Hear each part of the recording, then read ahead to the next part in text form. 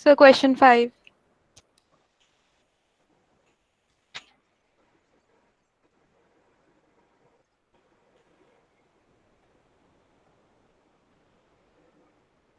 हाँ जी,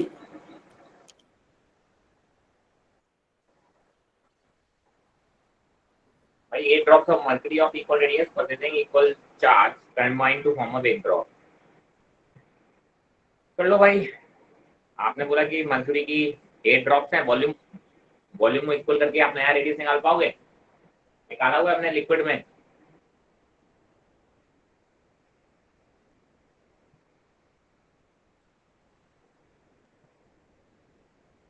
आया ना? क्या सर?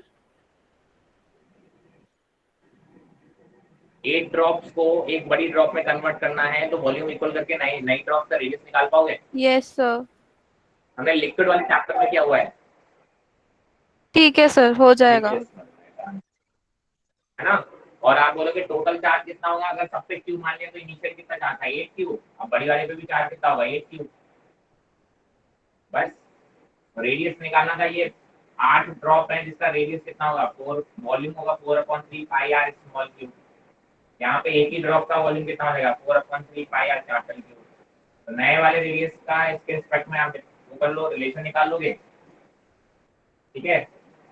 और वहां से आप कैपेसिटेंस निकालोगे, 4 पाई एफ नॉट आर होता है ना। तो आज आपको पता ही है। ट्राई करना, निकाला है तो बताना। एक दूसरा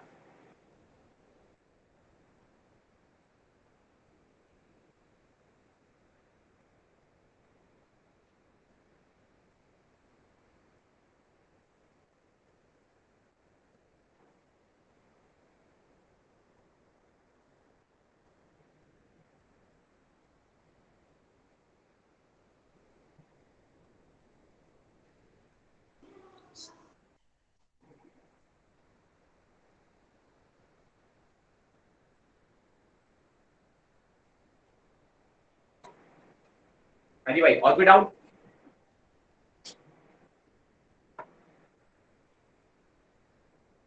any other doubts?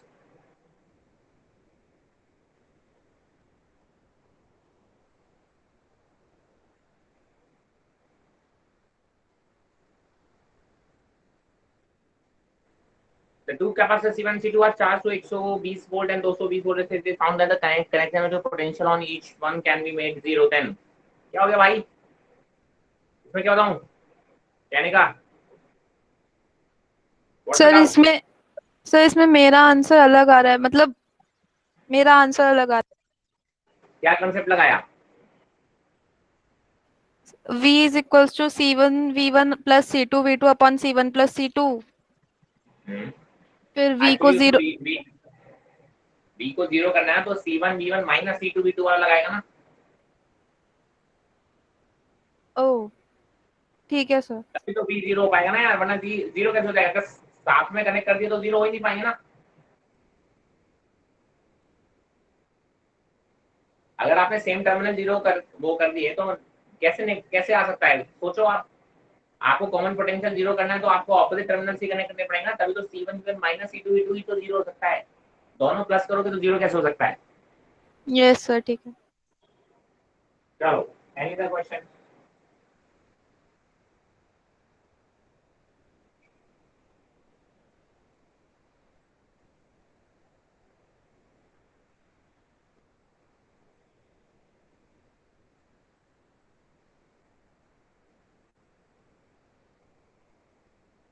Answer is 0।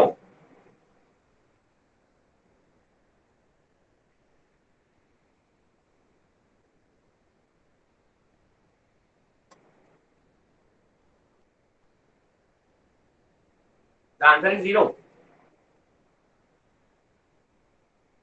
देखो, जब भी इस टाइप का आपका, अबे क्यों रो रहे हो यार चैट बॉक्स में? ये बातें आप जो भी आपका एकेडमिक्स टीम है उनसे बात करो प्लीज। यहाँ पे चैट बॉक्स में होने से कुछ नहीं होगा। जो भी इश्यूज आप फेस कर रहे हो, टॉक टू योर जो भी मेंटर हैं या फिर जो भी एकेडमिक्स टीम के पर्सन है, उनको कांटेक्ट करके अपनी प्रॉब्लम बताओ। यहाँ चैट बॉक्स में डिस्कस करने से कोई सोल्यूशन नहीं, आपस में डिस्कस किए पड़े हो कि मेरा ई टाइप नहीं चल रहा है, मेरे को ये प्रॉब्लम आ रही है, मेरा वो प्रॉब्लम आ रही है। अरे डायरेक्टली कॉन्टैक्ट टू हर सर या जो भी आपका कॉन्टैक्ट पर्सन है, जो भी अपना इशू है आप उनको बता दो, they will take care of it. क्या आपस में डिस्कस करने से कोई सोल्यूशन तो ना मिलेगा। चलो देखो भाई, कभी भी ध्यान रखना, कोई भी ब्रांच हो आपकी जो लूप में हो ही नहीं कभी।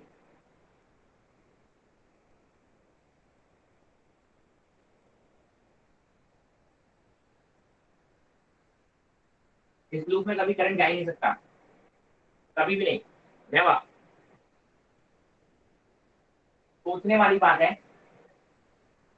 आपने मान लो यहाँ से करंट चला गया, यहाँ से आई आ रहा था, यहाँ चला गया कुछ,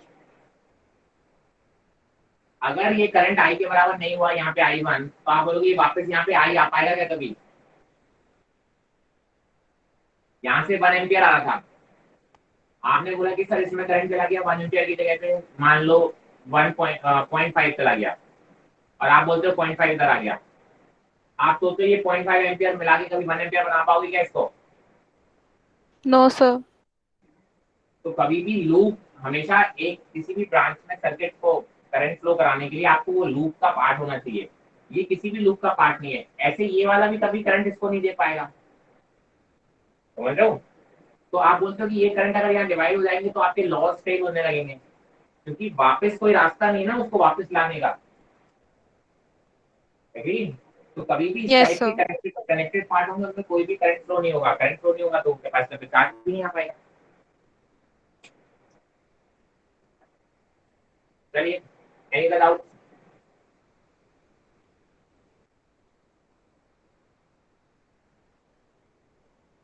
सर 26।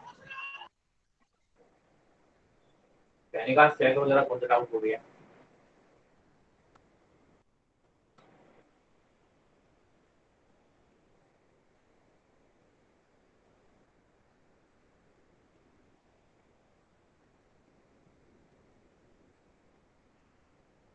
हाँ बेटा, इसमें क्या बताऊं, तान्या क्या डाउट है बोलो।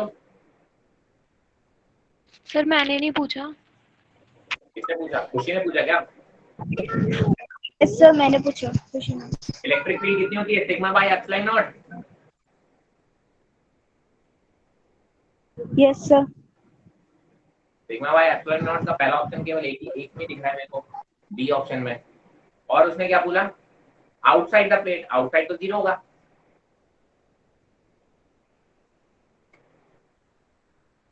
भूल गया आप।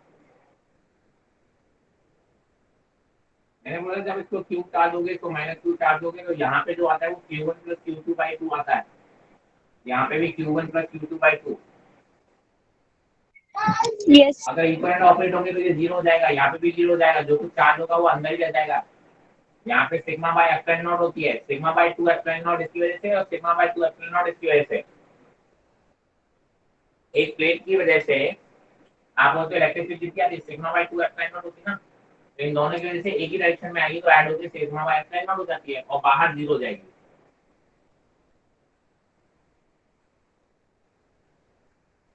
और फिर डाउट।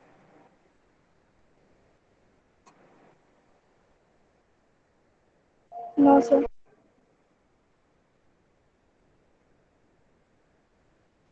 सर 25 बता दो। 25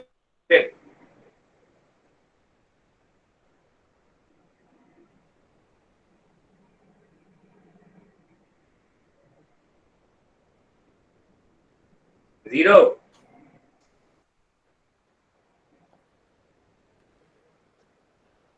देखिए वर्क क्या होता है इस केस में, change in potential energy. Yes sir. पहले कितनी थी पोटेंशियल एनर्जी, बाद में कितनी आएगी, सेम ही आएगी ना यार। आपने पहले प्लेट को हटाया और प्लेट को वापस इंसर्ट कर दिया, क्या कैपेसिटर की कोई चेंज हुई स्टेट। No sir. तो भाई उसकी एनर्जी में कोई चेंज नहीं आया, एनर्जी में कोई चेंज नहीं आया, तो आप बोलोगे वर्क 0 होगा। सर ये डीपीपी डिस्कस हो चुकी है। मेरा ये डीपीपी नहीं है, ये क्वेश्चन पेपर है।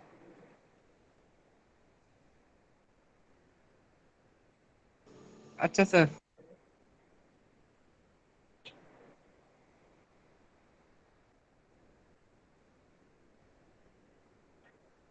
होश में तो रहा कर क्लास में।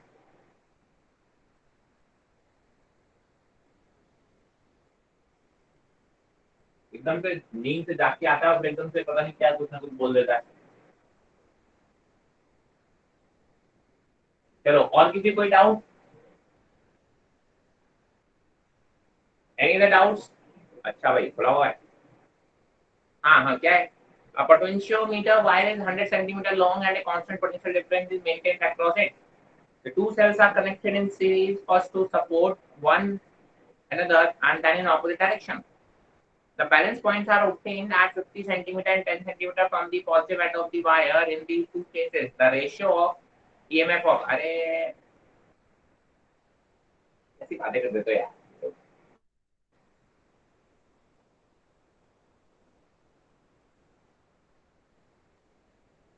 ये E1 और E2 है। अगले केस में ये कैसे है? E1 और E2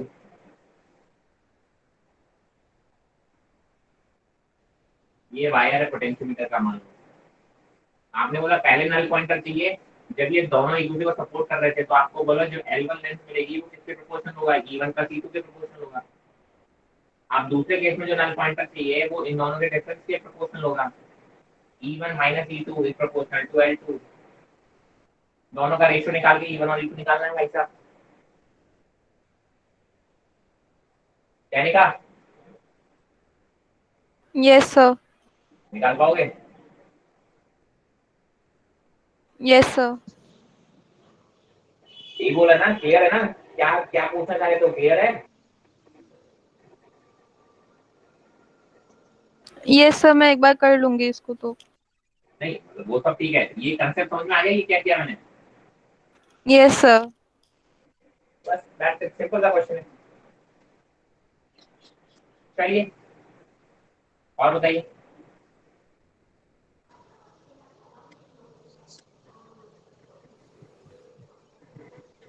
सर मेरा ये वाला बता दीजिए। मैंने ये वाला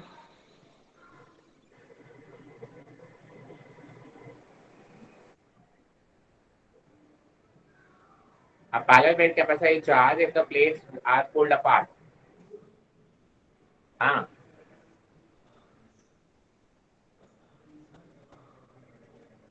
मैं क्या डाउट है तेरे हिसाब से क्या होना चाहिए? Sir the total charge increase.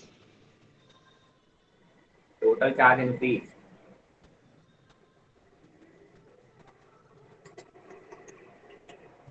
Sir sir इसमें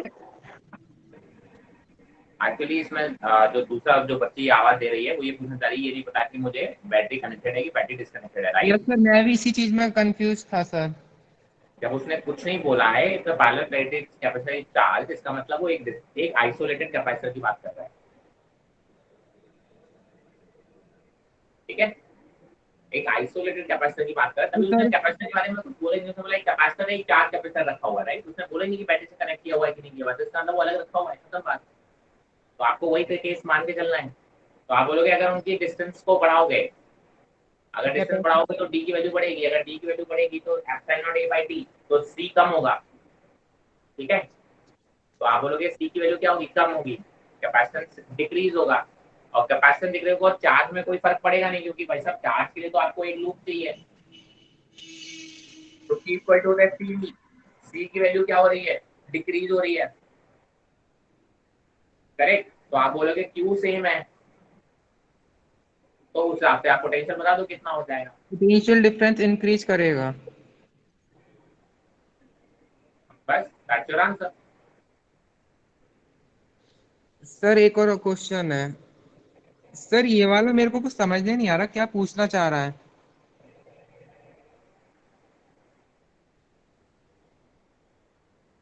Three capacitors each of 6 microfarad are available. Then हमें डिस्कनेक्ट कर दो उसको। हाँ, उसने बोला मेरे पास 3 कैपेसिटर्स हैं, each of 6 microfarad are available. Then minimum capacity obtained is, यार इसमें तो क्या बताऊं मैं? आप बोलते हो तीन आपके पास 6 माइक्रोफैराड के कैपेसिटर्स हैं, उसको कंबाइन करके आप मिनिमम कैपेसिटेंस कितना क्रिएट कर सकते हो और मैक्सिमम कितना क्रिएट कर सकते हो। मैंने कहा मिनिमम तब होगा जब आप तीनों को सीरीज में कनेक्ट कर दोगे, तो हो जाएगा 6/3। और मैक्सिमम कब होगा जब तीनों को पैरेलल में कनेक्ट कर दोगे, तो हो जाएगा 3 into 6. That's your answer. Govind, sir एक बार बता दीजिए, समझा नहीं मैं क्या हूँ. सीरीज में कैपेसिटर जब आप ऐड करते हो तो कैपेसिटर बढ़ता है घटता है, सर सीरीज में घटता है. और पैरेलल में, बढ़ता है. तो भाई साहब बढ़ाने के लिए आप पैरेलल में कनेक्ट कर दो तीनों को, तो 3 into 6 18 माइक्रोफैराड का कैपेसिटेंस आ जाएगा. और अगर डिक्रीज करना है तो सीरीज में कनेक्ट कर दो, तो 6/3 मतलब 2 माइक्रोफैराड आ जाएगा. That is your minimum. Sir लेकिन सर इसमें लेकिन दो क्वेश्चन एक से दिए हैं ना, दो ऑप्शन सही लग रहे हैं. कौन से ऑप्शन सही लग रहे हैं बताओ. सर मैं प्रेजेंट करके दिखाता हूँ आपको. हाँ तो बंद क्यों कर देते भाई. सर देखिए सर, हाँ बोलो. मैक्सिमम कैपेसिटी इसमें 18 भी दिखा रहा है, और हाँ मिनिमम कैपेसिटी इसमें 2 भी दिखा रहा है, और हाँ तो दोनों दोनों सही है, दोनों सही है. तो सर एक बात बताइए, टेस्ट में किस में मार्क लगाते? अभी 4 नंबर का क्वेश्चन था, सीधे 5 कटते. क्या बोल रहे हो.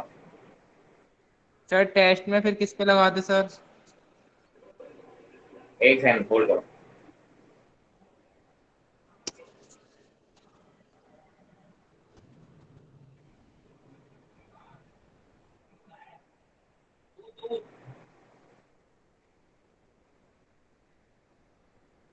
हाँ तो जो कोई एक करेक्ट कर दो.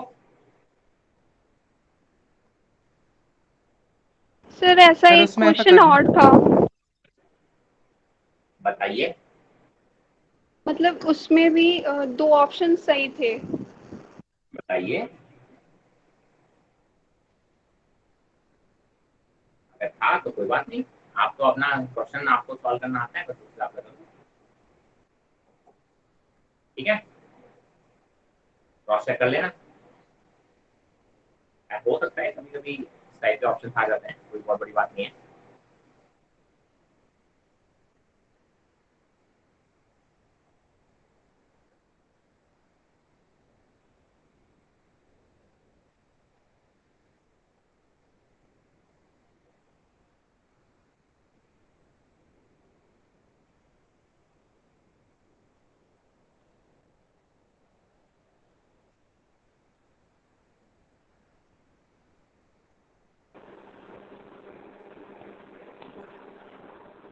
इसमें भी दोनों ऑप्शन आ रहे हैं ना.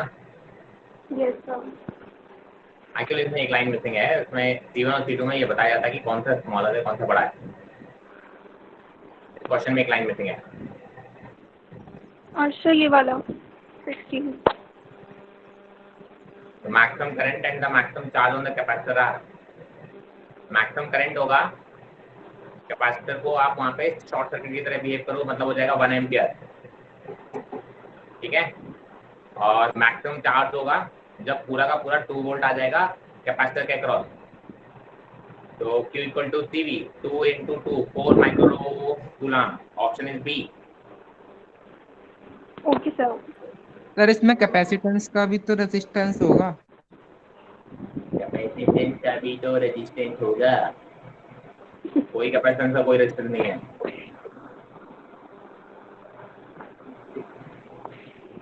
कहाँ पढ़ लिया कैपेसिटेंस का रेजिस्टेंस.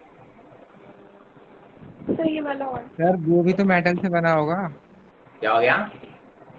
रेजिस्टेंस तो एक मेटल की प्रॉपर्टी है, वो भी तो किसी मेटल से बना होगा. तो हो सकता है बगल में जो रजिस्टर लगा रखा है वो कैपेसिटर का ही रजिस्टर शो करने के लिए दिखा रहे हो. तो सर हम इसमें मतलब अच्छा मानेंगे तो कि जो नीचे रेजिस्टेंस बैटरी लगी कैपेसिटी. उसमें भी इंटरनल रेजिस्टेंस मान ले. उसमें भी मान ले फिर इंटरनल रेजिस्टेंस. फिर तो बैठ के सॉल्व भी नहीं होगा सर मुझसे तो क्वेश्चन बैठ जाएगा. जब सर आपको वो कोई तो चीज पूरा नहीं है, सॉल्व कर दो, एक उसका सेकंड सुन ले, नेट. मेरी बात सुन ले. जब आपको कोई चीज नहीं गिवन है इसका मतलब वो चीज नहीं है, बात खत्म. सर वो तो उसका नेट वोल्टेज दिया हुआ है. भाई साहब जब आप ग्रेविटी से खेल, क्यों गोविंद बाबू, जब आप ग्रेविटी से खेल रहे थे तब एयर फ्रिक्शन 0 था क्या.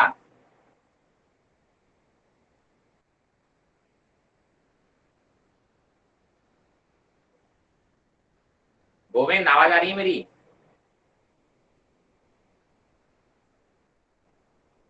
चलो बाकी लोग को आवाज आ रही है मेरी?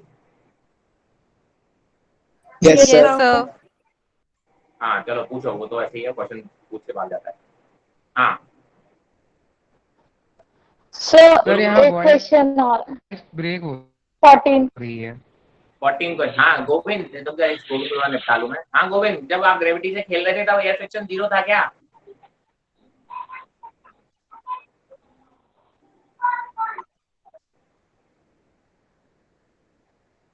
Govind yes sir. मेरी आवाज आ रही तेरे को?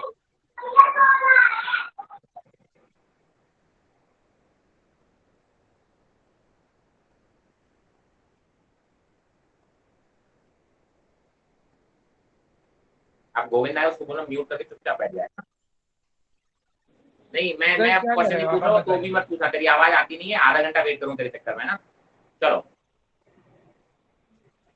हाँ बेटा, सर तुम्हारे एंड पे ब्रेक हो रही है। वॉइस तू ब्रेक हो अब रही थोड़ी है। देर शांत हो जा फिर। जब तेरे को मेरी आवाज आ नहीं रही है, आंसर कर नहीं पा रहे हो, तो बाकियों का टाइम क्यों वेस्ट करें हम? ठीक है, या अपना नेटवर्क थोड़ा सा चेक करो कहाँ खराब आ रहा है। चलो भाई, दूसरे लोग किसको डाउट है? सर मैं अरे मेरी वॉइस आ रही है सबको? Yes, sir. Yes, sir. Yes, sir.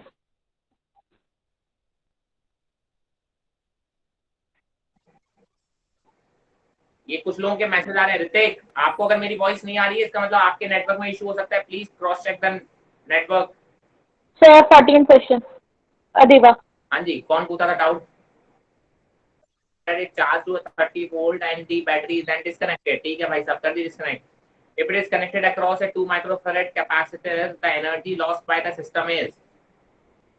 देखो, एनर्जी लॉस का दो फॉर्मूला होता है, आपको अगर याद हो, half C1 C2 upon C1 plus C2 into V1 minus V2 का होल स्क्वायर और V1 प्लस V2 का होल स्क्वायर, याद है?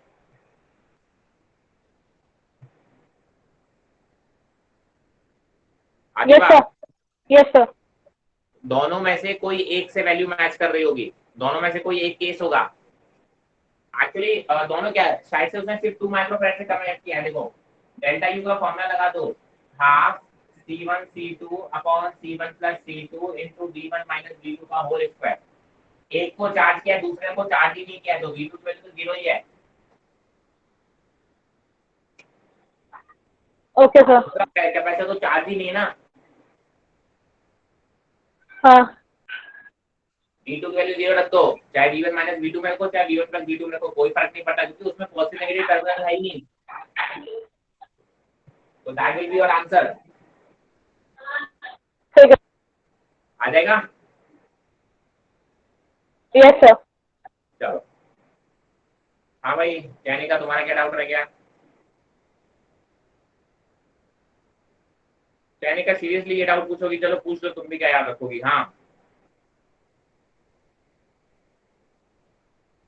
इसमें डाउट पूछ ले बेटा जल्दी से, क्या डाउट है तेरा?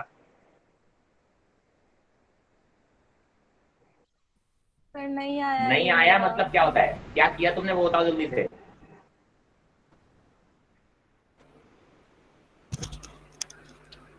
सर इसमें आई करंट फ्लो हो रहा था 10 ओम वाले रजिस्टर से। हाँ, फिगर दो, फिगर देना जरा। एक सेकेंड।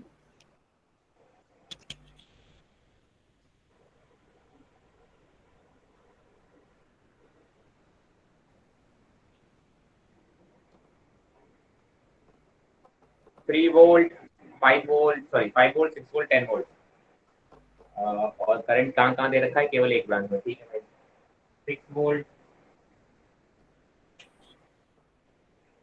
6 वोल्ट, 5 वोल्ट, 10 वोल्ट, और ये रेजिस्टेंस कितने रखे हैं? 10, 20, 30। 10, 20, 30। हाँ भाई साहब, क्या पूछा गया इसमें? Current I in the circuit, असली आई। हाँ बेटा, क्या बताऊँ उसमें, बता।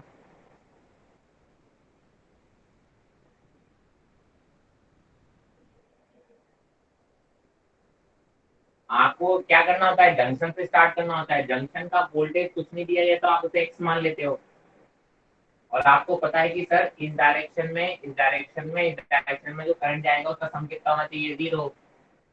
आप बोलोगे x minus 10/10 plus x minus 5/30 plus x minus 6 by 20 should be equal to 0.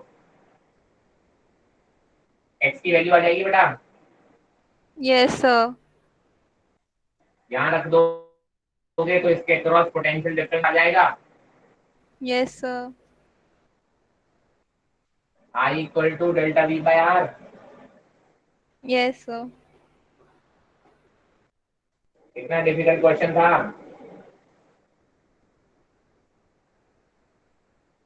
Junction पे सॉल्व करने यार, सिर्फ जंक्शन दे रखा है तो भाई साहब जंक्शन लॉ लग रहा होगा, बस बात खत्म। और इस टाइप के क्वेश्चन हमने कर रखे हैं यार, ऐसे तो मत करो।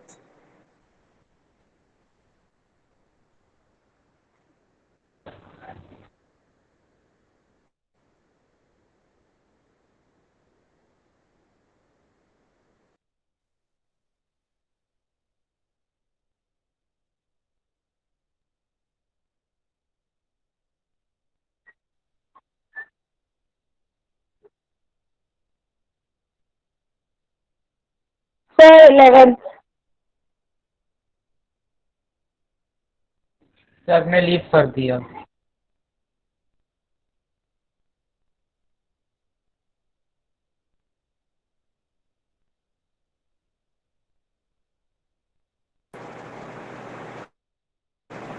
हाँ जी, क्लियर है चैनिका, तुम्हारा लास्ट डाउट जो था। Yes, sir. बेसिक क्वेश्चन यार, इतने इजी जी क्वेश्चन में मत अटका करो यार। चलो और बताइए। Sir 11th।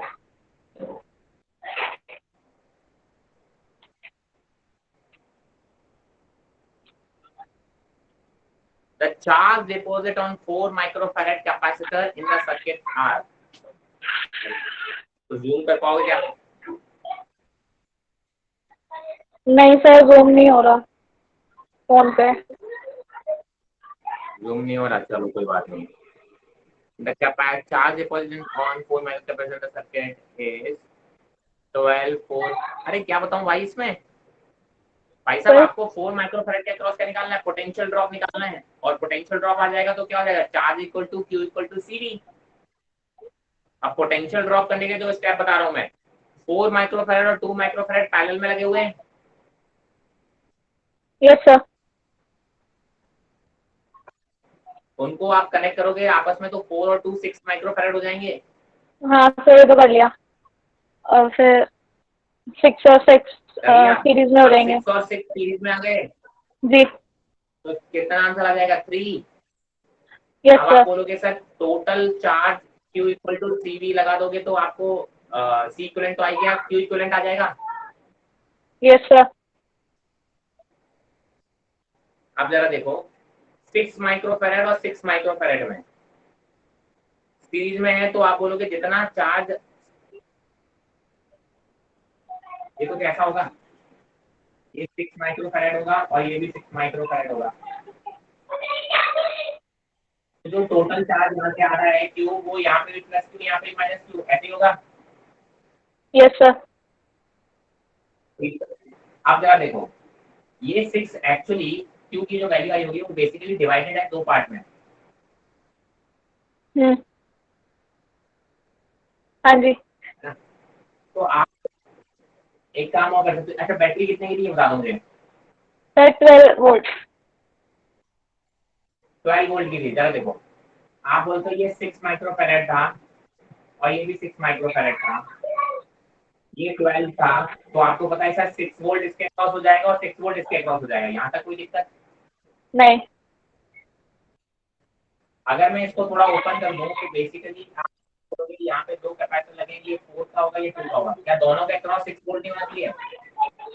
हाँ जी सर, ठीक है, हो जाएगा। पैरेलल है ना? यस सर, हो जाएगा। अब हो जाएगा। Yes sir. बस अब इसके अक्रॉस लगा दो Q equal to C। C की वैल्यू 4 है और B की वैल्यू 6 है, तो 6 into 4 24 माइक्रोफैराड आ गया है। तो कुछ आंसर आ रहा होगा, माइक्रोकूलम सॉरी।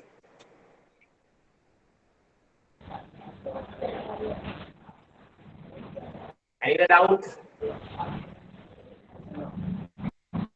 सर मेरे को ये वाला है।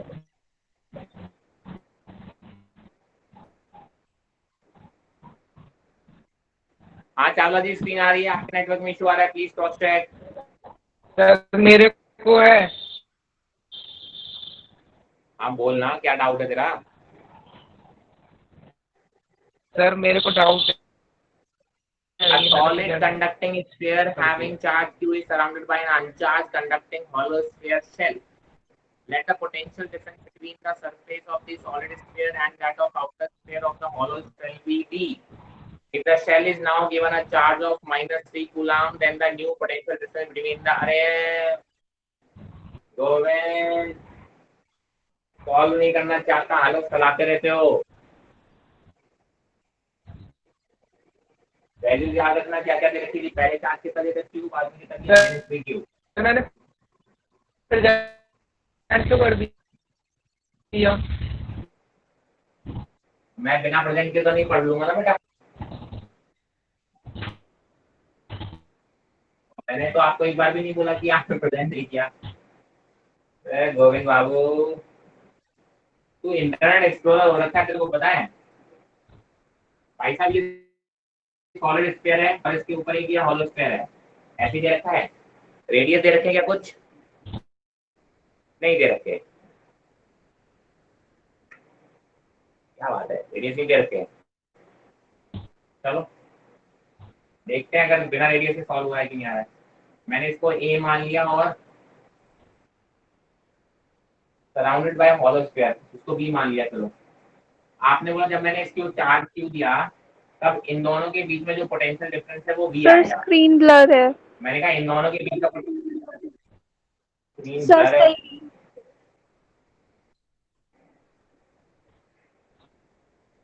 Is it okay? Yes sir clear आ रही है।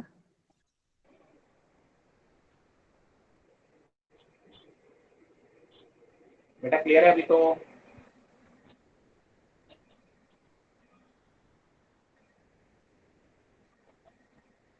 बताना अगर सर अनक्लियर हो। ठीक कभी है ब्लर हो जाती है, कभी ठीक हो जाती चलो कोई बात नहीं, जब हो जाएगी तब देखेंगे। मैं कहा देखो सर, इसके पोटेंशियल को मैंने V1 मान लिया, इसके पोटेंशियल को मैंने V2 मान लिया। V1 की वैल्यू क्या होगी सर, इसकी वजह से निकाल लो, KQ/A।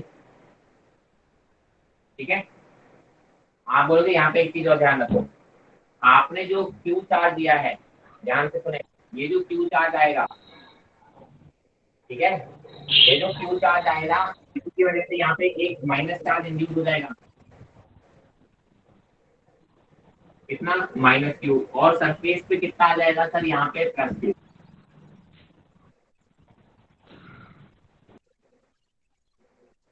क्लियर है? तो आप बोलोगे सर, हालांकि इससे कोई फर्क नहीं पड़ने वाला, आप चाहो तो KQ/A, यहाँ पे देखो कितना होगा, इसकी वजह से +Q और -Q है, तो इनकी वजह से आई दोनों ही 0 हो जाएंगे। ये V1 हो गया। V2 की बात कर लो। V2 की जब आप बात करोगे तो इसकी वजह से कितना हो जाएगा, KQ/B। Yes sir. और इन दोनों के डिफरेंस को V1 - V2 को बोल रखा है KQ/A - KQ/B। ये देखा है, इसको B बोल रखा है। अब उसने बोला कि सर ये इसी को B बोल रखा है, मैंने यहाँ पे -3Q चार्ज और दे दिया। अब -3Q चार्ज जब आप दोगे तो सर इसकी वजह से यहाँ पोटेंशियल कितना आएगा, आप बोलोगे सर वो ऐड हो जाएगा। आप दूसरे केस की बात कर रहा हूँ, K × -3Q/B। इसकी वजह से इस पॉइंट पे पोटेंशियल में कितना आएगा, K × -3Q/B। और इस पॉइंट पे निकालोगे तो कितना आएगा, K × -3Q/B। कोई डिफरेंस आएगा जब दोनों का डिफरेंस लोगे तो ये फिर से कैंसिल हो जाएंगे। अभी भी आपका डिफरेंस सेम ही आएगा। आंसर इसका सेम है क्या गोविंद? सर ऑप्शन तो दे रखा है लेकिन मैंने चेक नहीं किया। चलो वैसे आप ध्यान रखना कि सर हमेशा इन दो ऐसे केसेस में जो पोटेंशियल डिफरेंस होता है वो बाहर वाले के चार्ज पे कभी डिपेंड नहीं करता। वो हमेशा अंदर वाले के चार्ज पे डिपेंड करेगा। अगर बाहर वाले सरफेस के चार्ज को आप छेड़ोगे भी, potential difference between the two surface will not change. तो आंसर मेरे को पता था वी ही आना चाहिए स्टार्टिंग में ही, बट मैंने आपको करके दिखाया कि ऐसा क्यों हो रहा है।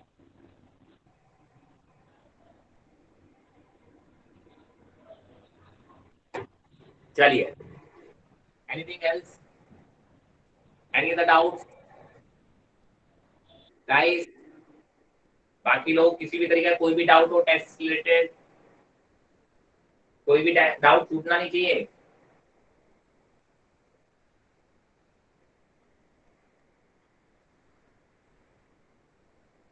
तान्या रह गया तेरा डाउट? चलो बताओ। अरे सब क्या लेके आ गए भाई? तान्या सर इसका 68। क्या है? 68? Yes sir.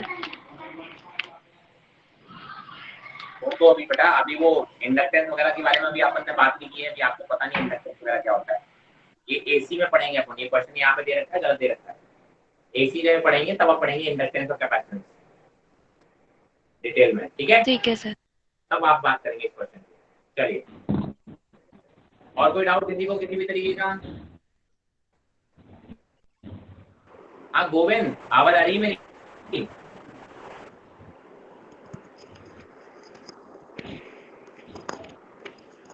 सर ये वाला जब 31। सर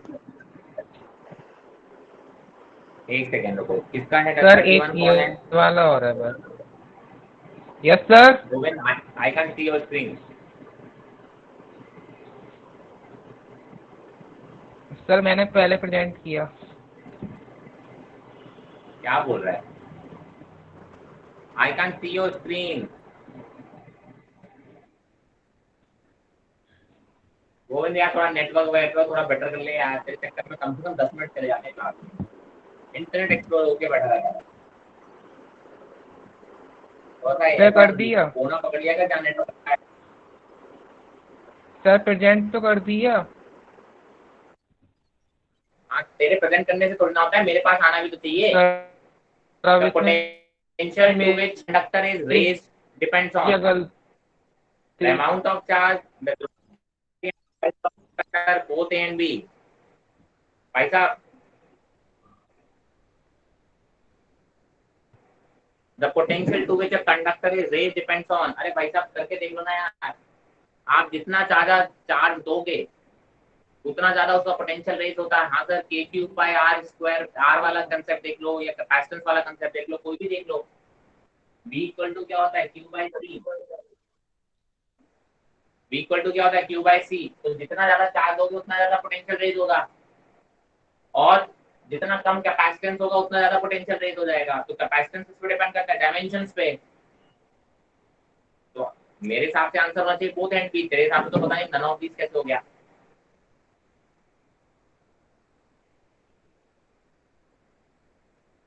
चलो, किसको और डाउट रह गया था?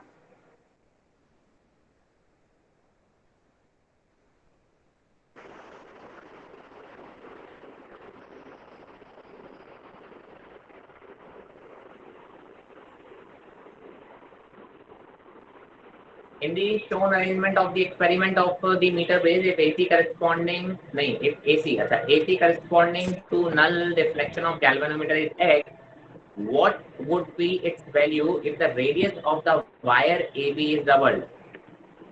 अगर AB का वायर डबल कर दिया जाए कोई फर्क नहीं पड़ेगा, length will same. Okay sir, बस कंफर्म करना था। आपसे बोला गया है, क्या हुआ बेटा? कोई कुछ बोलना चाह रहा है?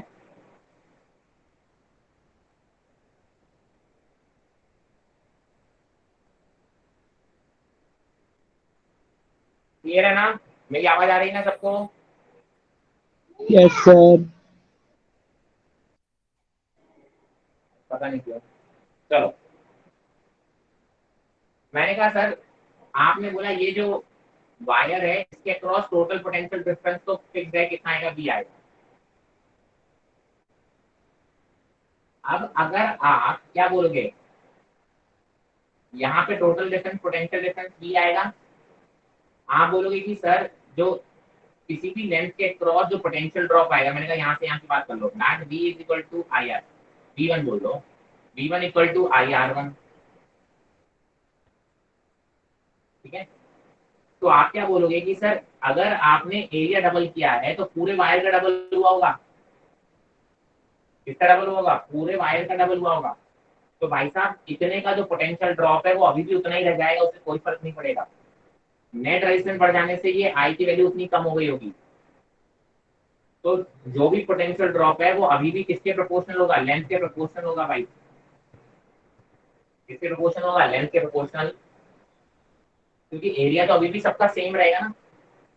तो आप बोलोगे कि सर अगर मैं ओवरऑल एरिया बढ़ा भी दूं तो भी कोई फर्क नहीं पड़ेगा, अगर मैं इस वायर का रेजिस्टेंस भी ओवरऑल बढ़ा दूं तो भी कोई फर्क नहीं पड़ेगा, कम कर दूं तो भी फर्क नहीं पड़ेगा, यूनिफॉर्म वायर है तो पर यूनिट आपका जो पोटेंशियल ड्रॉप होगा that will remain the constant, ठीक है। तो उसमें कोई भी फर्क नहीं पड़ेगा। चलिए, एनी अदर डाउट्स?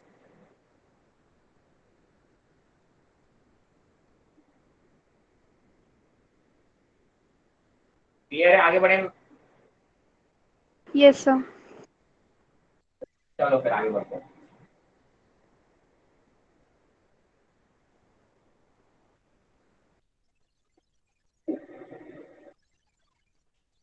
कहाँ तक हो गई बात है, जरा बताओ।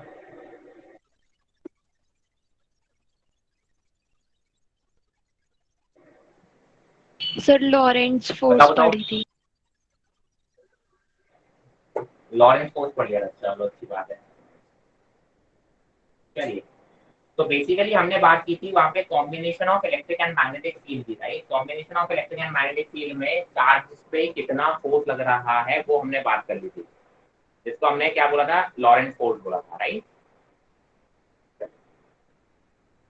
अब हम बात करने वाले हैं वेलोसिटी सेलेक्टर की, ठीक है। वेलोसिटी सेलेक्टर क्या होता है, बेसिकली इसी की एक एप्लीकेशन है।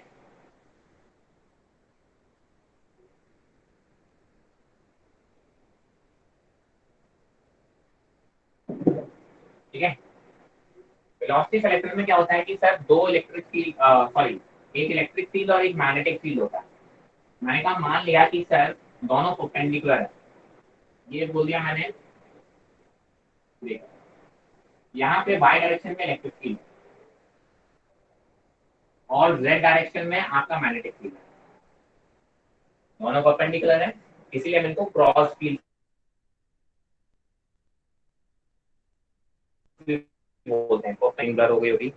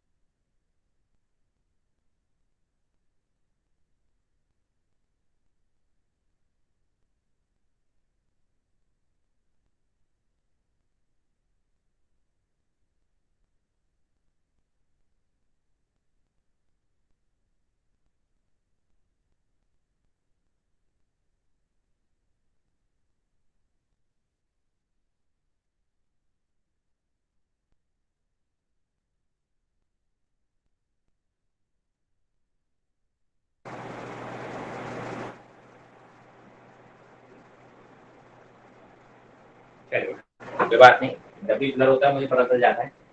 चलो क्या है, मैंने कहा सर अब मान लो मैंने इस डायरेक्शन में किसी पार्टिकल को मूव कराया, एक चार्ज पार्टिकल है Q, दो परपेंडिकुलर मैग्नेटिक फील्ड और इलेक्ट्रिक फील्ड है, मैंने एक पॉजिटिव चार्ज पार्टिकल को इस डायरेक्शन में, एक्स डायरेक्शन में मैंने यानी परपेंडिकुलरली मूव कराया। आप देखिए देखिए फोर्स किधर किधर लगेंगे, जरा देखो यहाँ पे। आपने बोला अगर मैं क्यू चार्ज पॉजिटिव चार्ज लेके चलूँ तो देखिए पॉजिटिव चार्ज का इलेक्ट्रिक फील्ड फोर्स किधर लगाएगा, ऊपर की तरफ, due to electric field force जो लगेगा ऊपर की लगेगा, आंसर बिल्कुल लगेगा। मैग्नेटिक फील्ड की बात कर लो, मैंने कहा मैग्नेटिक फील्ड देखो पॉजिटिव चार्ज है, मैग्नेटिक फील्ड बाहर की तरफ है, z डायरेक्शन मतलब बाहर की तरफ, वेलोसिटी की डायरेक्शन देखिए इधर है, एक्स डायरेक्शन में, मैग्नेटिक फील्ड बाहर, वेलोसिटी डायरेक्शन ये फोर्स किधर लग रहा है, नीचे की तरफ, डाउनवर्ड, राइट। तो आप बोलोगे सर मैग्नेटिक फोर्स किधर लग रहा होगा, नीचे की तरफ। आपने बोला मैं वेलोसिटी सिलेक्टर में ऐसा चाहता हूँ कि सर इस पे जो नेट वेलोसिटी इसकी चेंज ना हो, वेलोसिटी चेंज ना हो मतलब कि नेट फोर्स 0 हो। उसके लिए आप क्या बोलोगे? देखो डायरेक्शन तो ऑपोजिट है ही नेट की, बस आप क्या बोलोगे? मैग्नीट्यूड वाइज दोनों फोर्सेस कैसे हो जाएं? सेम हो जाए। तो आप बोलोगे कि सर यहाँ पे क्यू ई लगेगा फोर्स, और ये कितना रहेगा? Q b b sine theta. Sine theta की वैल्यू 1 है बिकॉज सर बी और बी परपेंडिकुलर है। ठीक है, तो आप बोलोगे यहाँ से आप निकालोगे तो वेलोसिटी की जो वैल्यू आती है वो आती है ई बाई बी। तो जब हमें एक पर्टिकुलर वेलोसिटी वाले चार्ज चाहिए होते हैं अनडिफ्लेक्टेड से, तो हम क्या करते हैं? ई और बी का इस तरीके से मैग्नीट्यूड लेते हैं कि सर बाकी सारे वेलोसिटी वाले पार्टिकल डिफ्लेक्ट होकर गिर जाएंगे, ये वाले अपना सीधे सीधे अनडिफ्लेक्टेड चले जाएंगे, तो हमें पता चल जाएगा कि हमें कौन सी वेलोसिटी वाले पार्टिकल हमको चाहिए। इसलिए इसको बोलते हैं वेलोसिटी सेलेक्टर। दो परपेंडिकुलर म्यूचुअली परपेंडिकुलर फील्ड में हम पार्टिकल को परपेंडिकुलरली मूव कराते हैं, चार्ज पार्टिकल को, तो आप बोलते हो सर उस पर नेट फोर्स कितना आना चाहिए? 0। तो आप बोले नेट फोर्स 0 के लिए आपको पता है क्या होना चाहिए? वेलोसिटी का जो वैल्यू है वो ई बाई वी के रेशियो में होना चाहिए। Is it clear? ठीक है, कोई दिक्कत इसमें? आया ना? अरे बोलो भाई, कोई बोलो। सर वीडियो बहुत ब्लर। क्या हो गया बेटा? सर सही तो आ रही है। मुझे मालूम है बेटा, अगर अभी किसी को एंड पे इशू आ रहा है तो अब आपके एंड पे इशू है। फिलहाल अभी it is clear from my side. जब भी ब्लर होता है मुझे पता चल जाता है, डोंट वरी अबाउट इट। ठीक है, तो अभी ये आप ही लोगों के एंड पे इशू होगा। बाकी क्लियर है, इसमें कोई doubt? No sir. Now we are going to talk about cyclotron. Cyclotron एक डिवाइस है, ठीक है? साइक्लोट्रॉन एक डिवाइस है सर जिसमें सिलेबस से हट गया ना? क्या हो गया? कौन से सिलेबस सिलेबस से से हट हट गया? गया ना सर? कौन से सिलेबस से हट गया? सीबीएसई। तो तू सीबीएसई के लिए या बोर्ड के लिए बैठा हुआ है, नीट के लिए बैठा हुआ है?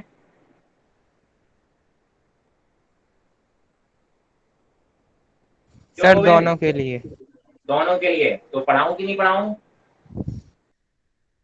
Yes sir. क्यों बीच में बोल रहा है यार? ये बात तो हम ऑलरेडी डिस्कशन कर चुके हैं, सिलेबस क्या है क्या नहीं ये मुझे मालूम है ना। अगर आपको पता है तो आप बता दो मुझे क्या पढ़ाना है क्या नहीं पढ़ाना है।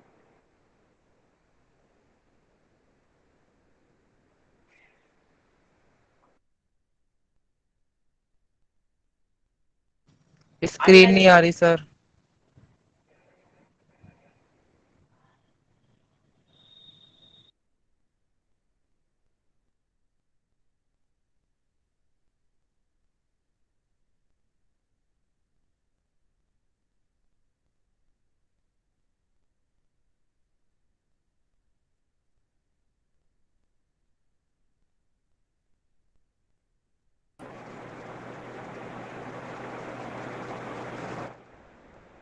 चलो, तो साइक्लोट्रॉन क्या होता है? Basically it's a device to get the very high energy particles. कोई चार्ज पार्टिकल को हमें बहुत हाई एनर्जी का पार्टिकल बनाना है, मतलब उसकी वेलोसिटी बहुत ज्यादा हो। हाई एनर्जी पार्टिकल मतलब क्या होता है? बहुत ज्यादा एनर्जी वाला पार्टिकल मतलब बहुत ज्यादा वेलोसिटी उसकी। तो हम क्या करते हैं सर?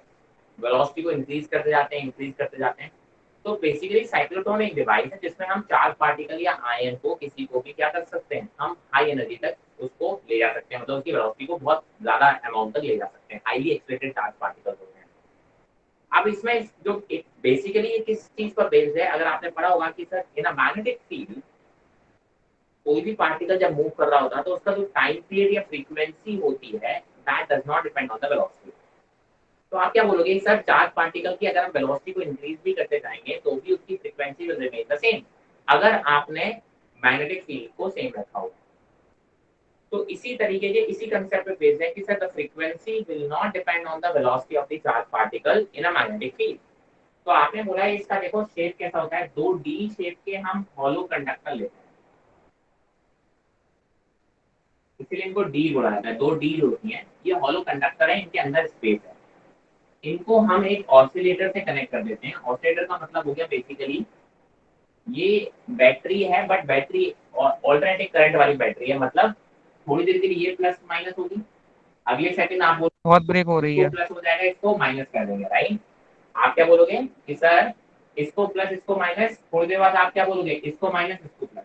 तो ऑसिलेटर का मतलब क्या होता है, वो बेसिकली टर्मिनल्स का जो पॉजिटिव नेगेटिव है वो फ्रीक्वेंटली चेंज कर रहा है। एसी में भी यही होता है। अब क्या होगा, हम एक चार्ज पार्टिकल को यहाँ रखेंगे, मान लो चार्ज पार्टिकल कैसा है, पॉजिटिव है, हाँ सर पॉजिटिव है। तो अगर ये पॉजिटिव चार्ज पार्टिकल है तो क्या करोगे सर, अगर ये नेगेटिव है तो ये नेगेटिव प्लेट की तरफ अट्रैक्ट होगा। नेगेटिव प्लेट की तरफ जब अट्रैक्ट होगा तो मतलब उसको क्या लग रहा है, बेसिकली फोर्स लग रहा है, फोर्स लग रहा है, तो वो एक्सीलरेट होगा, एक्सीलरेट होगा तो मतलब उसकी वेलोसिटी बढ़ेगी। अब जब ये यहाँ अंदर जाएगा, देखो यहाँ पे हर जगह पे मैग्नेटिक फील्ड है, हर जगह पे यहाँ पे मैग्नेटिक फील्ड है, करेक्ट, सब जगह पे। बट ये हॉलो कंडक्टर है। हॉलो कंडक्टर में क्या होता है कि सर ये जो प्लेट माइनस प्लस से जो इलेक्ट्रिक फील्ड जनरेट करेंगी वो मेटल के अंदर उसका कोई इफेक्ट नहीं होता है, because the net electric field inside a hollow conductor is zero. ठीक है गोविंद बेटा, आपके एंड पे प्रॉब्लम है, screen is very clear, please check your network issues and connection. Screen clear है सर, अब क्लियर है सर।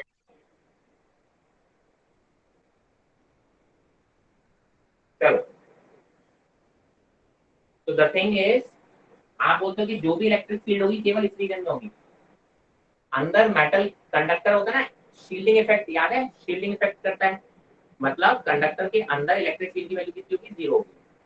तो आप बोलोगे सर जैसे ही अंदर जाएगा, आप बोलोगे इस पे फोर्स लग रहा होगा, इससे फोर्स लग रहा होगा, तो आप बोलोगे ये इसको सर्कुलर मोशन कराएगा, ये सर्कुलर मोशन करके बाहर बाहर आएगा। जब ये बाहर आएगा तब उस इंस्टेंस पे ये पॉजिटिव नेगेटिव ऐसे होंगे कि ये वाला टर्म नेगेटिव हो चुका होगा, ये पॉजिटिव हो चुका होगा, करेक्ट। अब आप बोलोगे ये वाला नेगेटिव हो चुका होगा, ये पॉजिटिव, तो ये वाली डी नेगेटिव हो गई, तो ये फिर से इसको अट्रैक्ट करेगी, अट्रैक्ट करेगी मतलब फोर्स लगाएगी, फोर्स लगाएगी मतलब एक्सलेट करेगी, एक्सलेट करेगी मतलब स्पीड बढ़ाएगी। अब जब ये यहाँ पे एंटर करेगा तब इसकी स्पीड बढ़ चुकी होगी, स्पीड बढ़ रही होगी तो रेडियस ऑफ कर्वेचर बढ़ चुका होगा। जब ये यहाँ से निकलेगा तो फिर से आप बोलोगे अब ये वाला एंड नेगेटिव हो चुका होगा, तो ये जो आप बोलते हो ये इसी तरीके से एंटर करेगा, और जब भी आप बोलोगे तो अगले में वेलोसिटी बढ़ती जाएगी, वेलोसिटी बढ़ती जाएगी तो रेडियस बढ़ता चला जाएगा। ठीक है, और आप बोलते हो यहाँ पे मान लो सबसे जब, तो यहाँ के बाद ये इसको यहाँ ओपन कर देते हैं किसी भी तरीके से, और यहाँ से रिफ्लेक्ट करके हम यहाँ से निकाल देते हैं चार्ज। रेडियस आपको पता है, रेडियस किससे डिपेंड करता है, mv by qt। तो जैसे जैसे स्पीड बढ़ती जाएगी आप बोलोगे रेडियस बढ़ता जाएगा, तो ये मोशन कुछ इस टाइप से दिखेगा। ध्यान रखेंगे यहाँ अंदर वाले रीजन में कोई इलेक्ट्रिक फील्ड नहीं होगा, अंदर वाले रीजन में कोई भी स्पीड नहीं बढ़ेगी, स्पीड हमेशा तभी बढ़ेगी जब आप इस रीजन में आओगे, क्योंकि electric field is only in the open reason.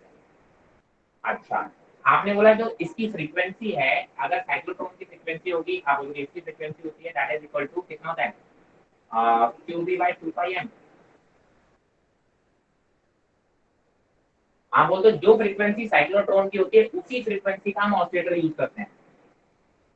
एक साइकिल जब कंप्लीट हो उतने में ही ये भी एक साइकिल कंप्लीट करे, एक साइकिल मतलब ये माइनस से प्लस और प्लस से माइनस आ जाए। उससे क्या होगा कि सर अगर ये frequency of this applied voltage और ये दोनों सेम होंगी तो आप क्या बोलोगे, जितनी देर में ये कंप्लीट सर्कल कंप्लीट करेगा, देखो मैंने कहा यहाँ से निकल रहा है तब ये माइनस था, हाँ सर था। आपने बोला जब ये यहाँ से निकलेगा तब ये माइनस होगा, हाँ सर। और जब ये वापस यहाँ आएगा तब आप बोलोगे ये फिर से माइनस हो जाएगा, मतलब जितनी देर में इसकी एक साइकिल कंप्लीट हो उतनी देर में आप बोलोगे इसकी भी एक साइकिल कंप्लीट हो। तो जो साइक्लोट्रॉन, इसको बोलते हैं cyclotron frequency, that should be equal to the applied voltage, ये इसका मेन फंडा है। और आपको मालूम है स्पीड बढ़ती घटती रहेगी तो भी आपकी frequency is not going to change. तो आप यहाँ पे एक फिक्स फ्रीक्वेंसी का ऑसिलेटर लगा के आप इसको बहुत हाईली एक्सीलरेट कर सकते हो। जितने मैंने कहा सर इनके बीच का जो पोटेंशियल डिफरेंस मान लो V है,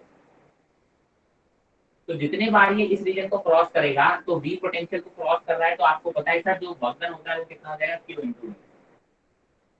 तो हर बार जितने बार ये इस रीजन में एंटर करेगा उतने बार वर्क कितना होगा, Q × V, मतलब उतने बार उसकी काइनेटिक एनर्जी इंक्रीज होगी। ठीक है, तो इस तरीके से आप बोलते हो बार बार उसी फील्ड से क्रॉस करेगा तो बार बार उसकी फील्ड से एनर्जी बढ़ेगी और बहुत ज्यादा हाई स्पीड का हो जाएगा।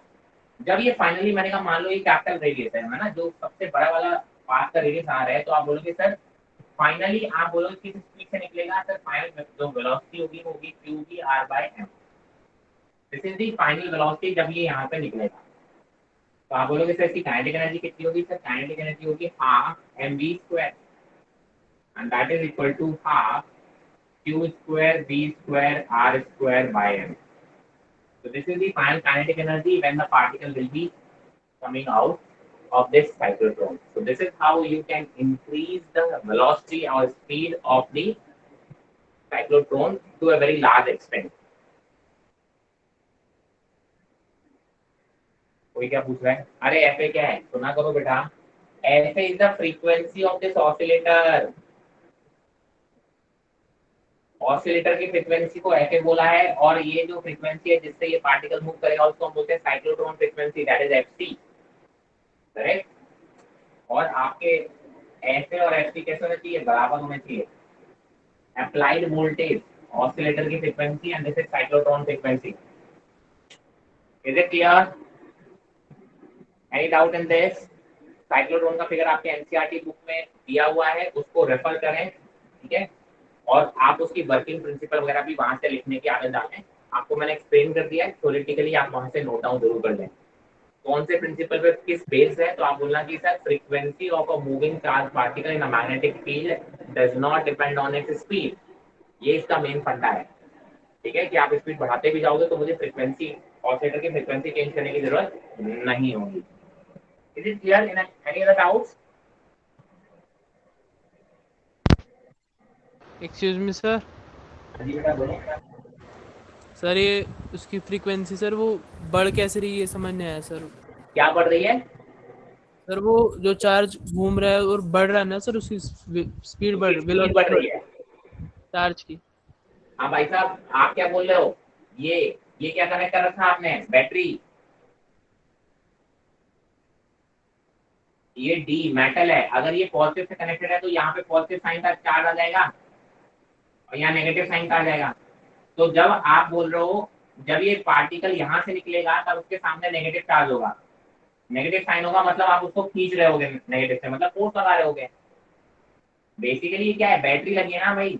जितने बार इस एरिया से गुजरेगा ये क्या करेगा? बैटरी इसको एक्सीलरेट करेगा.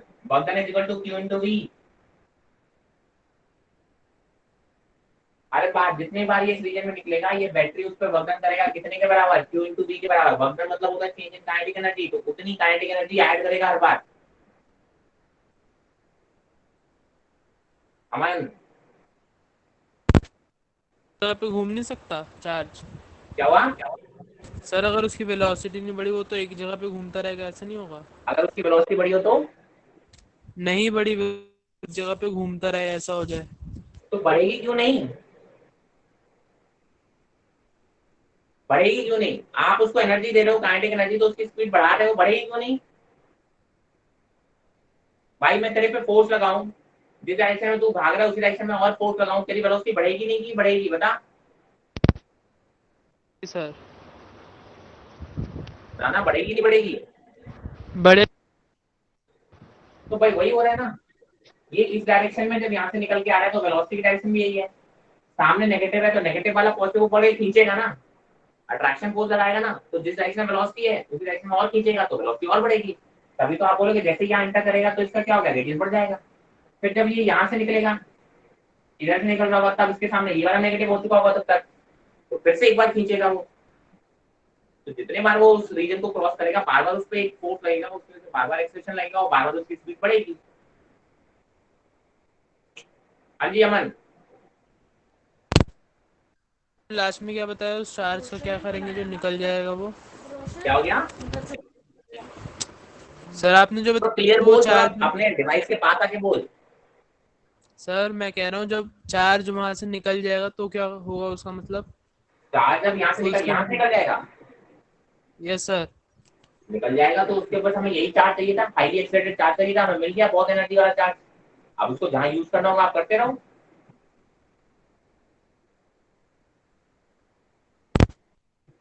अरे भाई साहब मुझे चाहिए, तुम्हें पता है मुझे चाहिए क्या था?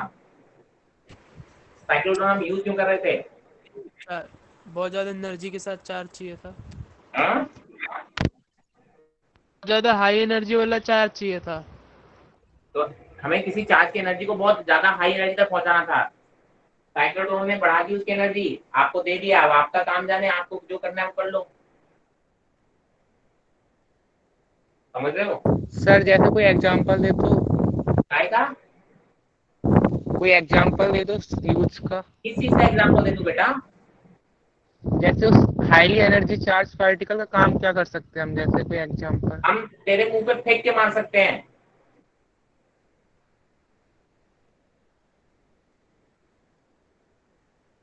काहे के लिए काम करोगे? कोई किसी चीज पे फेंक के सर कोई मारने के बेनिफिट लिए। नहीं है, हाँ, कोई बेनिफिट नहीं है इससे तो। बहुत बेनिफिट है बेटा। रदरफोर्ड ने एक्सपेरिमेंट किया था गोल्ड लीफ वाला, गोल्ड फॉइल वाला। उस पे क्या चाहिए था? Highly accelerated charge particles bombard किए थे न्यूक्लियस पे।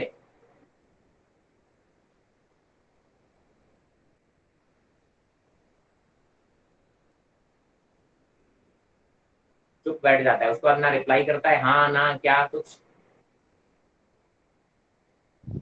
सर बताइए, स्क्रीन वॉइस बार बार जा रही है। क्या बोल रहा है? अब बताइए सर, वॉइस बार बार चली जाती है, सर आपकी स्क्रीन सर उसने ब्लर हो रही है। प्रिंसिपल पर उसे बॉम्बार्ड किए थे, ऐसे घुमा घुमा कर ही बॉम्बार्ड किए थे अमन रदरफोर्ड। अमन अमन अमन, पहली बात, बहुत पास आके बहुत क्लियर बोलो, बिकॉज मैं बहुत दूर होता हूँ डिवाइस से, राइट? मैं डिवाइस के पास जाता हूँ तो मेरे को आवाज बहुत क्लियर चाहिए। आप लोग वहीं से बैठे बैठे बोलते रहते हो आवाज करके, या फिर माउथ पीस वगैरह यूज किया करो, हेडफोन यूज किया करो। सर मैं कह हाँ, रहा हूँ रदरफोर्ड ने ऐसे ही घुमा घुमा के बॉम्बार्ड किया था गोल्ड लीफ में एक्सपेरिमेंट में। किया था या नहीं किया था, that's a different thing. But अगर उसको हाईली एनर्जी एक्सलेटेड चाहिए तो ये एक मेथड है उसको, वो यहाँ से भी कर सकता था हाईली एक्सलेटेड। अब उसने उसको यूज किया या नहीं किया, that's a different. This is not the only method. एक ही चीज करने के कई सारे मेथड हो सकते हैं। भाई साहब, मुझे यहाँ से दिल्ली से बॉम्बे जाना है, मैं ट्रेन से जा सकता हूँ, मैं फ्लाइट से जा सकता हूँ, मैं बस से जा सकता हूँ। There are many ways, right? अब मेरे ऊपर है ओके मैंने सर, कौन सा यूज किया, ठीक है सर, समझ गया।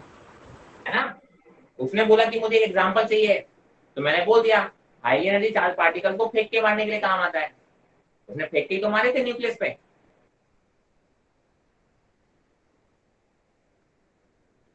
मतलब हमारे टॉपिक में हमें पढ़ना है साइक्लोट्रॉन, हमें एनर्जी एक्सलाइट करना है, हमें उसको पूछना है सर इसको यूज करने के बाद क्या करेंगे। भाई साहब, अगर देखा जाए तो इसके बाद उस चार्ज पार्टिकल क्या करेंगे वो आपके सिलेबस में नहीं है, ठीक है?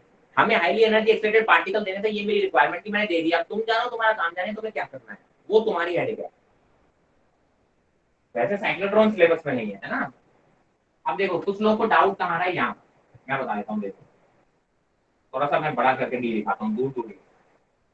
भाई साहब, ये ऑल्टरनेटिंग बैटरी, आप लोगों को भी alternating sir voice battery. Break हो रही है।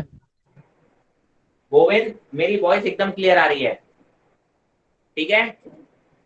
आपके एंड पे इशू आ रहा है, अब आप बीच में प्लीज नहीं बोले। आप अपने नेटवर्क को प्लीज क्रॉस चेक करें। मेरे एंड पे अगर आती है मुझे पता चल जाता है, और बाकी बच्चों को इशू नहीं आ रहा है, ओनली आपको बार बार इशू आ रहा है।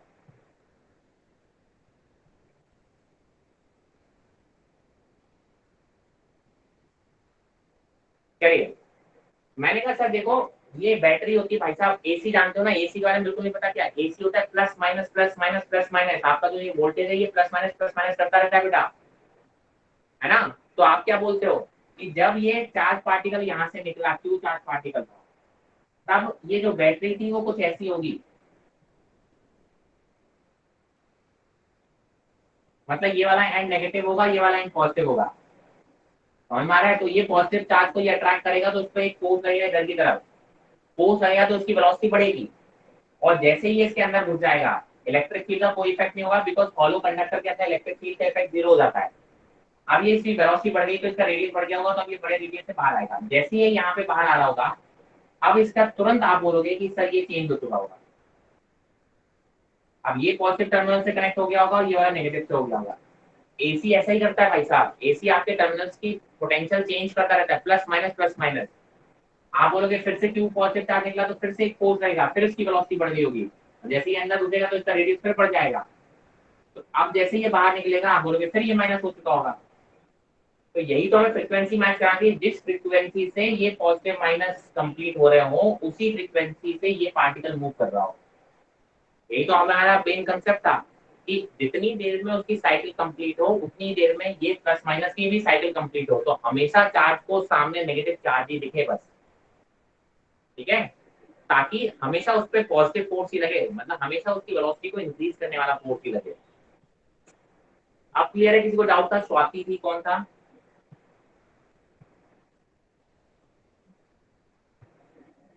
Swati,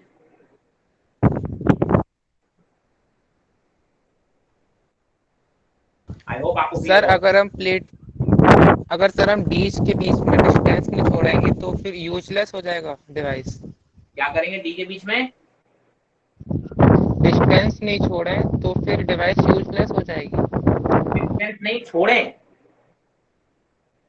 yes sir. तो इलेक्ट्रिक फील्ड कहाँ लगाएगा?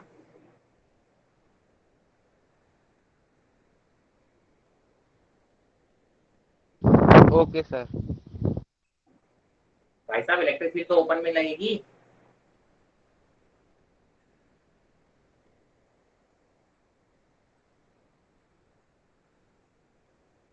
चलो,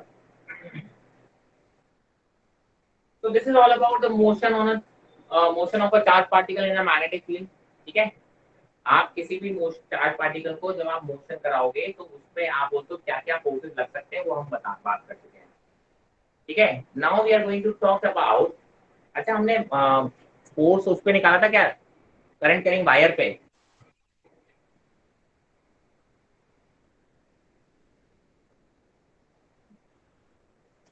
वायर पे फोर्स निकाला था क्या?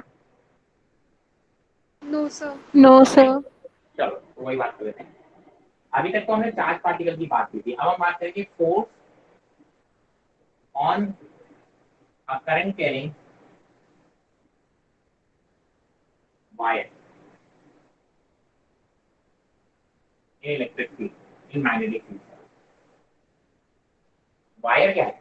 करंट कैरिंग वायर का मतलब क्या है? मोशन ऑफ चार्ज पार्टिकल्स है। मोशन ऑफ चार्ज पार्टिकल्स है तो बेसिकली क्या लग रहा होगा सर, मैग्नेटिक फील्ड में रखोगे तो उस पर फोर्स लगेगा। तो मैंने कहा मान लो कि सर यहाँ पे हर जगह मैग्नेटिक फील्ड,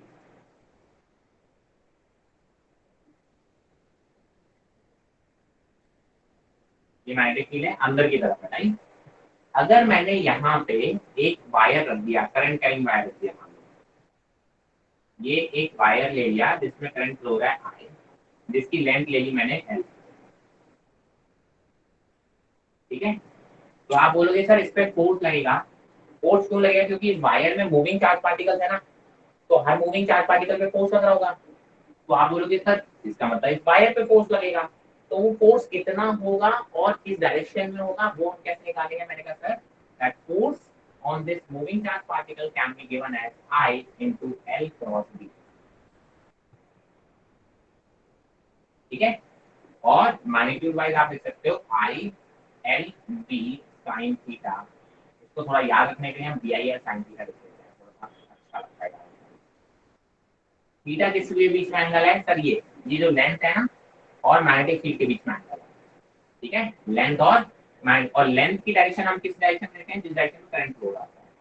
तो आप बोलते हो कि अगर मैं ये करंट फ्लो हो रहा है तो आप बोलोगे लेंथ की डायरेक्शन भी इसी डायरेक्शन में होगी। तो यहाँ से दिख रहा है एल क्रॉस बी है, तो यहाँ पे थीटा किसके बीच में होगा? एल और बी के बीच में एंगल होगा। किसके बीच में होगा? एल और बी के बीच में।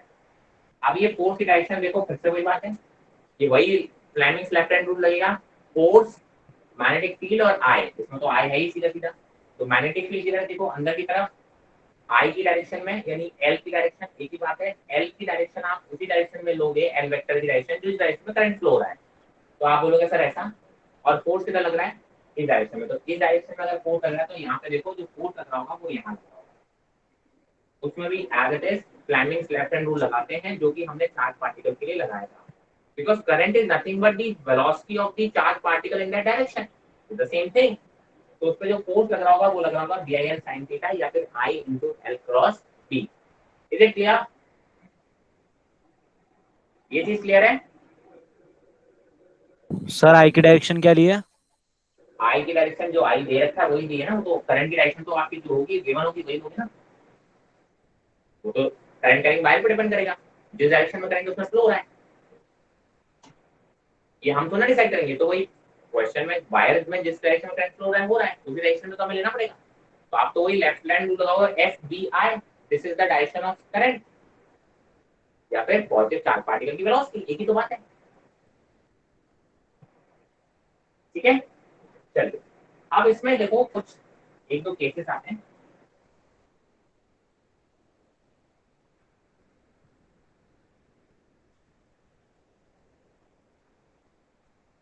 मान लो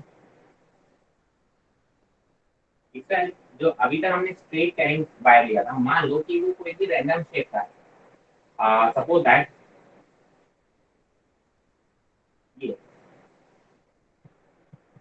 ये करंट वायर है, कोई भी रैंडम शेप का है। ठीक है, कोई कुछ पूछना जा रहा है?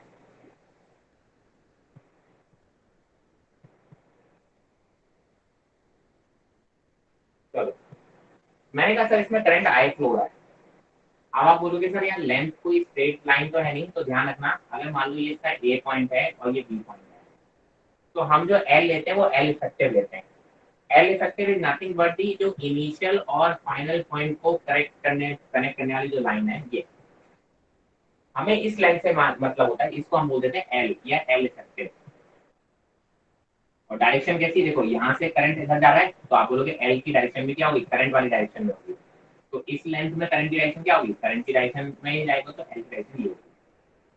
ठीक है, तो अगर कोई भी रैंडम शेप का वायर होगा तो ध्यान रखेंगे जो एल की वैल्यू एल इफेक्टिव लेंगे, और that L effective is basically क्या, इनिशियल और फाइनल पॉइंट के बीच का लेंथ जो आएगा, राइट।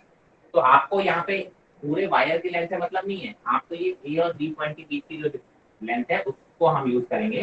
तो यहाँ पे जब आप फोर्स लिखोगे तो क्या लिखोगे, B I L effective into sine theta. ठीक है, अगर ये रैंडम शेप की बात कर रहे हैं। ठीक है, चलो अब इससे कुछ क्वेश्चन हो जाए। मैंने कहा एक एग्जांपल, मैंने कहा मान लो कि सर ये एक current carrying semi circular wire है, इसमें करंट फ्लो हो रहा है आई डायरेक्शन में इधर। मान लो इसका रेडियस कितना है, आर रेडियस है। तो अब आप बोलोगे सर इस पे फोर्स कितना लगेगा और कहाँ लगेगा, तो आप बोलोगे सर यहाँ पे देखो ये है इनिशियल पॉइंट, ये है फाइनल पॉइंट, तो एल इफेक्टिव इस केस के लिए कितना आएगा, आप बोलोगे सर 2r। और एल इफेक्टिव की डायरेक्शन किधर आएगी, सर करंट यहाँ से यहाँ जा रहा है, मतलब इनिशियल से फाइनल पॉइंट के बीच में, तो आप बोलोगे एल इफेक्टिव की डायरेक्शन इधर आएगी। अच्छा, एल इफेक्टिव इधर है, मैग्नेटिक फील्ड अंदर की तरफ है, दोनों के बीच में एंगल कितना है, 90 डिग्री। कितना है, 90 डिग्री। तो आप बोलोगे सर 90 डिग्री है, तो आप बोलोगे फोर्स की जो वैल्यू आ जाएगी वो आ जाएगी V I L effective sine 90 is 1।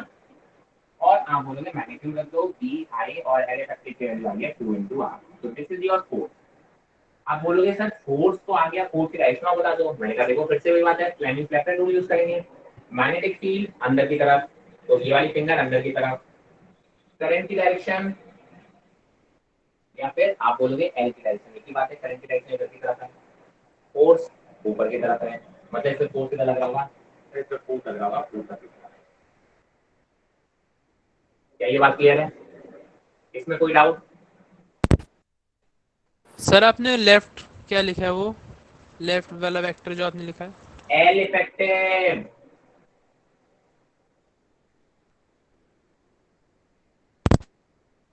Okay sir. Clear है भाई साहब, नोट्स में लिख लेना एल इफेक्टिव, नहीं तो लेफ्ट लेफ्ट बोल देगा फिर उसको। ठीक है, लिख लो यहाँ पे एल इफेक्टिव मतलब इफेक्टिव लेंथ।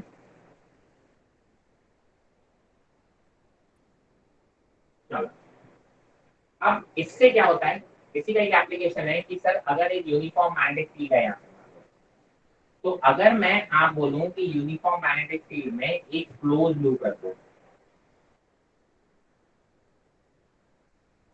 मान लो ये क्लोज लूप है, कोई भी शेप का हो, जरूरी नहीं है कि ये सर्कुलर ही हो, कोई भी शेप का एक क्लोज लूप है जिसमें करंट की वैल्यू है आई, मैग्नेटिक फील्ड कैसी भी हो, मैंने कहा मान लो अंदर की तरफ है। अगर यहाँ पे कोई भी शेप का क्लोज लूप है तो इस केस के लिए एल इफेक्टिव कितना आएगा, 0 आएगा। कितना आएगा एल इफेक्टिव, आप बोलोगे 0 आएगा। और अगर एल इफेक्टिव 0 आएगा तो आप बोलोगे सर इसका मतलब फोर्स कितना हो जाएगा, 0 हो जाएगा। तो आप बोलोगे अगर कोई भी क्लोज लूप एक कोई भी क्लोज लूप हो, ठीक है, वायर का, करंट कैरिंग वायर का क्लोज लूप को अगर आप किसी यूनिफॉर्म मैग्नेटिक फील्ड में रखोगे तो उस पे जो फोर्स आएगा, मैग्नेटिक फोर्स, वो कितना आएगा? 0 आएगा, irrespective of the current, irrespective of the angle, because इस केस में जो एल इफेक्टिव आएगी वो कितनी आएगी? 0 आएगी। Is it clear? यस और नो? Any doubt? अरे बोला करो यार, हाँ या ना सर। तो बोला करो।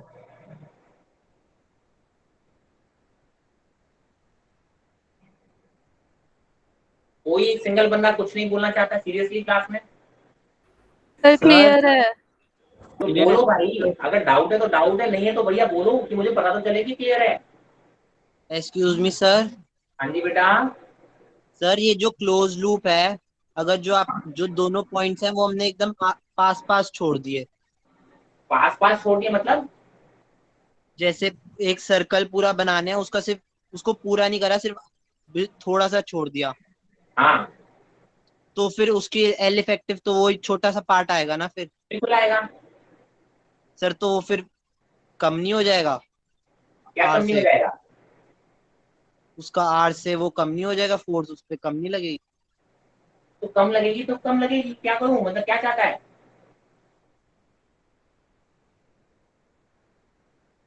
सर पूछ रहा।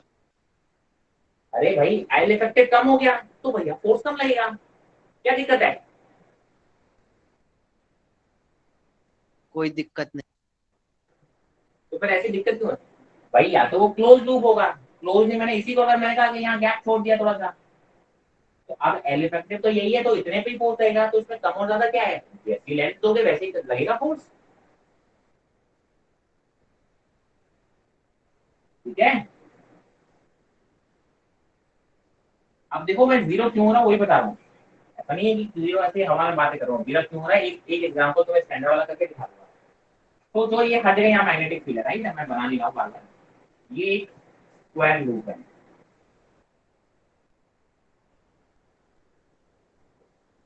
इसमें करंट फ्लो है, सारी लेंथ आपने बोली एल के बराबर है या ए बराबर है, एक स्क्वायर लूप, ठीक है। मैग्नेटिक फील्ड इनवर्स है हर जगह पे। इस पे फोर्स निकालो, मैंने कहा सर इस वाले वायर पे निकालो, फिर इस वाले वायर पे आप निकालोगे तो क्या करोगे सर? मैग्नेटिक फील्ड अंदर की तरफ, करंट ऊपर की तरफ, फोर्स किधर आ रहा है? इधर की तरफ, राइट। आप बोलोगे यहाँ पे जो फोर्स आ रहा है वो देखो इधर की तरफ आ रहा है, और फोर्स की वैल्यू आएगी बी आई इंटू ए, क्योंकि सर एल लेंथ या करंट की डायरेक्शन और मैग्नेटिक फील्ड की डायरेक्शन में एंगल 90 डिग्री में है, ठीक है। इसमें बताओ, आप बोलते हो कि सर मैग्नेटिक फील्ड अंदर की तरफ, करंट की डायरेक्शन ये है, फोर्स लग रहा है ऊपर की तरफ, ठीक है। तो आप बोलोगे इसमें फोर्स ऊपर लग रहा है, बी आई ए। इसकी बात करो, मैग्नेटिक फील्ड अंदर की तरफ, करंट नीचे की तरफ, फोर्स किधर? इधर की तरफ।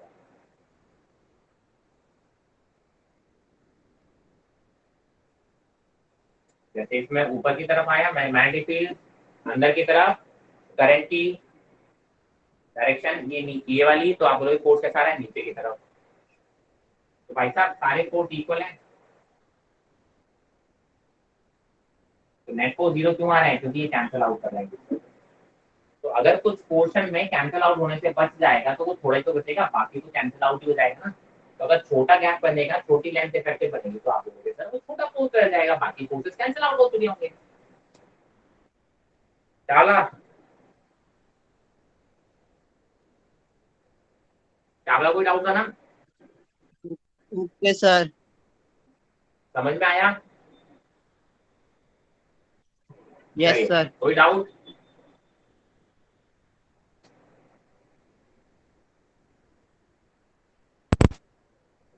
सर चलिए this is for it for today, बाकी क्लासेस, बाकी बातें हम करेंगे अगली क्लास में, ठीक है। चलिए देन, थैंक यू एवरीवन। हाँ जी बेटा। सर वो आपने स्क्वायर बनाया था, हाँ अगर आपने उसकी लेंथ ए का थी, हाँ तो अगर आप कह रहे हो कि अगर हम छोटा सा गैप छूट जाएगा हाँ, तो ए में कम नहीं हो जाएगा फिर? तो कम हो जाएगा बेटा, तो उतने पोर्शन का क्या क्या वो रह जाएगा क्या, मतलब उतने का ही फोर्स कैंसिल नहीं होगा, तो वही नेट इफेक्टिव फोर्स हो जाएगा। फिर ऊपर वाले का भी तो कैंसिल कैसे होगा फिर? ऊपर वाले की लेंथ ए लेंथ है ऊपर मान लो 10 मीटर और नीचे है 8 मीटर, तो 10 में से 8 तो कैंसिल हो जाएगा, अच्छा, सिर्फ वो 2 मीटर वाली 2 बची। मीटर की तो रह जाएगा। Okay sir. क्लियर है? मैं भी तो ये बोल रहा हूँ कि वो छोटी सी लेंथ की वजह से तो फोर्स रह जाएगा, वही वाला पोर्शन नहीं, तो एक्चुअली फोर्स ऊपर वाला ही रह जाएगा, नीचे वाला तो उतने पोर्शन में लगेगा ही ना। सर जो आपने वो बनाया था, लूप बनाया था इरेगुलर, उसमें तो इनफिनाइट पॉइंट्स पर आ सकते हैं ना वैसी फोर्स जो लग रही है। हाँ तो हर एक कैंसिल आउट हो रहा है, मैंने एक स्टैंडर्ड दिखाया क्योंकि उसमें दिखा सकता हूँ। वो इनफाइनाइट में भी छोटे छोटे लूप लोगे तो सबका कहीं ना कहीं कैंसिल आउट हो रहा है, वो तभी तो आया वो। क्लियर है? सर क्लियर है। चलिए, एनी अदर डाउट्स?